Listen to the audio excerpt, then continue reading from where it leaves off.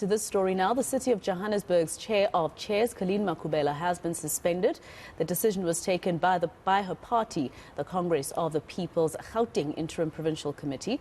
Earlier this month, Makhubele attempted to convene a council meeting referring to herself as the acting speaker. It was later ruled by the courts that this move was unlawful and invalid. For the latest developments, we do have Makhubele with me here in studio. Thank you so much for your time here on eNCA, and thank you for coming in. Now, firstly, what happened? Monday night, we get confirmation that you've been suspended. The next morning, the national leadership says absolutely not. So what happened here? Good morning, Masiro, and good morning to the viewers as well. Good question is what happened. There is no suspension. As you'll know that for the past few weeks since the ousting of Councillor Vasco da Gama, they've been back and forth with the DA leadership, forcing parties to fire the councillors that ousted da Gama. And I was one of the councillors that voted in favor of that motion. And because they failed on that attempt to get my leadership to fire me, unlike other parties, now the second leg of their struggle now is to ensure that I'm not in council on the 28th of September. And what are they doing? Typical white supremacy. They must create factions between black to black and party to party, and myself and my leader, Tate Bloom. Tate Bloom is under immense pressure from the DA. He's promised my head on a platter, and he's not able to deliver that. And how he is going about it now, he has called some interim structure. We don't know who they are, how they were appointed, what is their legitimacy. And him and this person, they went and wrote a letter, which they then also circulated in the media and went in a hoo-ha. The national leadership has then since distanced itself from Tate Bloom's claims. We don't know who he consulted with, who he's talking to. Even a statement was released today to say I'm not suspended. My regional structure, province as well, have come out to say I'm not suspended. It's really null and void, and doesn't even hold water at this stage. And when you refer to Tate Bloom, you're talking about the same Dennis Bloom, who Yes. at a national level also is apparently also suspended. Yes, and Tate Bloom is, of course, a national spokesperson, and that's important. He's not in the top 5 of the party. He's not part of the core leadership of the party. He gets his mandate from the leadership of the party, and if he needs to communicate anything regarding a region or a province, he should be talking to the regional structure or the provincial structure that are there. Why he's taken a different turn where he's making his own decisions and is going on the media, speaking a whole lot of things about me and about the party, how I voted, etc.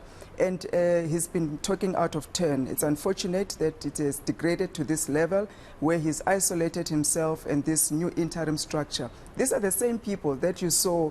They were swearing at the president on TV. They went to fist the president when he was having a press briefing. It's really an undesirable, if I can call it a faction of COPE that has just created somewhat a rogue ill-disciplined element that is running its own show outside of the structures and the constitution of the party. So those things are not being recognized, and the leadership will deal with it in due course. I think instead of saying, if I can call it a faction, let's call it what it is. It definitely is a faction that is at play here at COPE. But looking at what happened this week with you, it obviously reminds South Africans of what happened a few weeks ago on a national level with the president of the party, Musiwa Lekota, as well as the deputy president, Willie Madisha. That back and forth. I'm suspending you, no, I'm suspending you, etc. It just, what is the state of the party looking like to you? Look, the party at this stage is in a crisis. We're not going to be two ways about it. We're in a stage where we have to consolidate and go into elective conference. And that is causing a lot of tension within parties that have interest. Of course, we encourage ambitions within the party. People want to see themselves in leadership. They want to contest for leadership positions. But that must be done within a particular structure and format of the party. You don't then create some interim structure and suspend this one, want to overtake this one at all costs, by all means. That's not how things are done, and that has been very disappointing for us who are young and new in the party and really wanting to see the party grow, seeing the party as a true alternative to what we have right now in terms of the ruling party, including the DA and others who, in my opinion, is the same, including even Action SA, not even providing a plausible alternative because it's a mini DA. There is no independent party that is really pro the issues of blacks, the issues of South Africans, and fighting for the residents of the city and of South Africa at large. And I think COPE still holds that emblem very, very high. And if we can get ourselves organized properly, we can still become a party of choice for millions of South Africans. And we who are young in leadership, we're looking forward to that time. But because of this period of elective conferences, we are seeing the old leadership behaving in a manner that, of course, it's undesirable, and we are hoping that that will be addressed as soon as possible. Excuse me.